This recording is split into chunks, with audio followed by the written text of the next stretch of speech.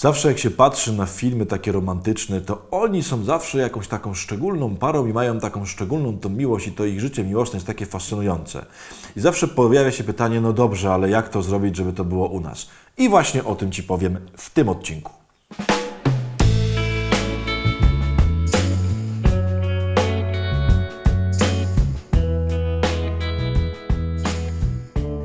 Dzień dobry, szczęść Boże, seria Ballady i romanse, jeżeli ktoś się nie zorientował, co włączył.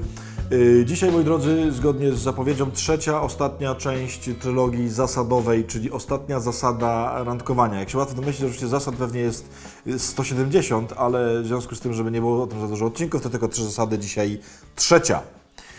Otóż ja bym sobie ją nazwał, tak zupełnie od czapy, fascynacja i inspiracja. Otóż, moi drodzy, w randkowaniu, poza tym, że ono jest pracą oczywiście, że jest rozmawianiem, że jest poznawaniem się i tak dalej, to trzecim rodzajem pracy i poznawania się i tego wszystkiego, co mówiłem, jest, że tak powiem, odkrycie, jakie wspólne, fascynujące rzeczy możemy robić, jakie wspólne, fascynujące rzeczy nas kręcą, jakie są nasze sposoby spędzania wolnego czasu, spędzania zajętego czasu, jaki jest nasz sposób pracowania, niepracowania, spotykania ludzi, odwiedzania ludzi, reagowania na znajomych, na nieznajomych, reagowania w stresie, nie w stresie, w gniewie i tak dalej. W czym rzecz? Otóż chodzi o to, żeby spróbować, szczególnie myślę w tym okresie, bo tym się zajmujemy w ogóle w tym sezonie ballad i romansów, w tym okresie przedmałżeńskim, żeby spróbować zobaczyć siebie, że tak powiem, w naturalnym środowisku przebywania. To znaczy, o co mi chodzi? Tak jak się ogląda zwierzęta w zoo, to one nie są tam w naturalnym środowisku przebywania i nie da się odkryć ich wszystkich normalnych sposobów zachowania. Żeby zobaczyć, jak się zachowuje lew, to trzeba pojechać tam, gdzie lew mieszka i zobaczyć go w naturalnym środowisku. I teraz, jedną z form tego randkowania powinno być to, żeby, że tak powiem, nawzajem siebie zabrać we wszystkie miejsca swojego życia. I mam nadzieję, że rozumiecie, że kiedy mówię miejsca, to nie chodzi mi oczywiście o ulice, domy i tak dalej, tylko o rzeczywistości, w których przebywamy. Czyli jeżeli na przykład tego chłopaka fascynuje to i to, takie rzeczy, przepraszam, że nie mówię konkretów, ale każdy ma to coś innego, to musi tam koniecznie zabrać, że tak powiem, swoją dziewczynę, żeby ona go zobaczyła w tym, co on robi, zobaczyła, jak ona też na to zareaguje. Jeżeli ją fascynują takie rzeczy, to większość tych rzeczy powinna zaprosić swojego chłopaka, swojego narzeczonego, żeby zobaczył, co ją fascynuje i jaka ona jest. Na przykład, podam teraz taki tylko durny przykład.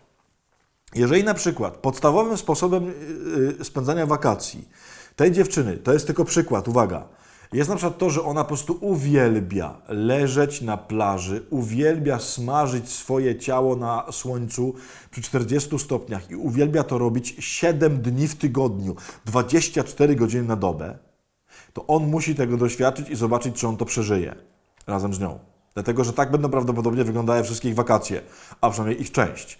Natomiast jeżeli on na przykład jest tym maniakiem rowerowym i on po prostu musi w każde wakacje przejechać 16 000 kilometrów i najlepiej w różnicach wzniesień od 0 do 1000 metrów i szczególnie lubi jeździć pod górkę, to ona musi z nim na te rowery pojechać. Dlatego, że tak będą wyglądały prawdopodobnie ich pierwsze lata znajomości. I teraz, żeby to było oczywiście jasne, nie chodzi o to, że ona musi lubić i musi robić wszystko to, co on lubi i robi. I nie chodzi o to, że on musi lubić i robić wszystko to, co ona lubi i robi. Tylko, kochani, to będzie wasze życie i nie możecie pominąć w waszym życiu tego, co jest jej pasją, zainteresowaniem, fascynacją i tego, co jest w jego życiu pasją, zainteresowaniem, fascynacją. Dlatego, że kochanie kogoś polega na kochaniu wszystkich jego rzeczy i na braniu udziału w tych wszystkich rzeczach. I jasne, jest pewien stopień, na ile trzeba w tym brać udział, w których trzeba i tak dalej. Ale nie może być tak, że kochasz kogoś, a twoje życie idzie zupełnie osobnym torem. Że kochasz kogoś, a ty masz tylko swoje zainteresowania, swoje pasje i druga strona ich zupełnie nie rozumie i tak dalej. Kochani, tak się nie da żyć. Nie da. Widziałem takich małżeństw, miliardy oczywiście, przesadzając, gdzie ludzie prowadzą sobie obok siebie dwa fascynujące życia. Mają, że tak powiem, dwie kasy fiskalne, dwa rodzaje podróżowania, dwa rodzaje wakacji, dwa rodzaje spędzania wolnego czasu, dwa rodzaje przyjemności, dwa rodzaje rozrywki, dwa rodzaje spędzania sensownego czasu, w sensie pracy jakieś i tak dalej. I de facto nie wiem, dlaczego są razem. Na tym nie polega miłość. On cię musi fascynować w jego fascynacjach i te fascynacje muszą chociaż trochę fascynować ciebie. Ona cię musi pasjonować w jej pasjach i musisz być rozpasjonowany przynajmniej trochę jej pasjami. Cokolwiek to znaczyło teraz, co powiedziałem. Ale myślę, że czajcie, o co chodzi. I kochani, to jest bardzo ważne. Jeżeli wasze randkowanie sprowadza się do tego, że uwielbiacie spotykać się w każdy weekend, bo tylko wtedy macie czas i zawsze w sobotę spędzacie popołudnie i wieczór, leżąc na kanapie i oglądając seriale i czujecie się ze sobą świetnie, daję wam 120 000% gwarancji, że wasze małżeństwo się rozpadnie. Sorka. Dlatego, że nie będziecie całego waszego małżeństwa spędzać na oglądaniu seriali, a nawet jeżeli będziecie, to tym bardziej się rozpadnie. Chłopie, jeżeli masz z nią randkować, to bądź twórczy i kreatywny i jeżeli zrobiłeś punkt drugi, czyli jej słuchałeś, to powinieneś wiedzieć, co ją fascynuje i co ją pasjonuje i co jest dla niej piękne. I na następnej randce zabierasz ją dokładnie tam i proponujesz i organizujesz dokładnie takie wydarzenie, jakie usłyszałeś w zasadzie numer 2, czyli w tym, że jej słuchałeś i zrealizujesz razem z nią jej pasję. Dziewczyno, ja wiem, że tobie jest strasznie fajnie, kiedy z nim jesteś i czujesz się bezpieczna i najlepiej to byś tylko z nim siedziała, bo jest ci strasznie fajnie z nim. Nie! Idź z nim tam, gdzie on ma swoje fascynacje, tam, gdzie jest nawet coś, co ci się trochę nie podoba i siedź tam z nim i zobacz, jaki on tam jest. Poznaj go tam, bo takie będzie twoje życie, bo tak będziecie razem funkcjonowali. Mam nadzieję, że jarzycie, o co chodzi. To poznawanie się polega również na czynnym, w sensie aktywnym, twórczym poznawaniu tego, kim jesteśmy. Nie tylko wiedza o nas, ale zobaczenie nas funkcjonujących w różnych sytuacjach życiowych. I tego nam strasznie potrzeba. Więc zasada numer 3. Nie pamiętam, jak ją nazwałem na początku, więc możliwe, że teraz przekręcę. Fascynacja i pasja, tak? Chyba, jakoś tak, bo to tak wymyśliłem na poczekaniu, bo nie wiedziałem, jak to nazwać.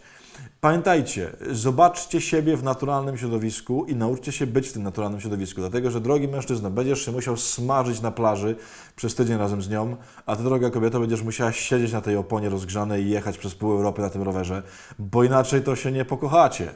Więc zobaczcie to, poznajcie to i róbcie to na randkach, a nie tylko oglądajcie po prostu razem filmy, bo jest wam dobrze ze sobą. Trzecia zasada. Fascynacja i pasja? Chyba tak. Tyle.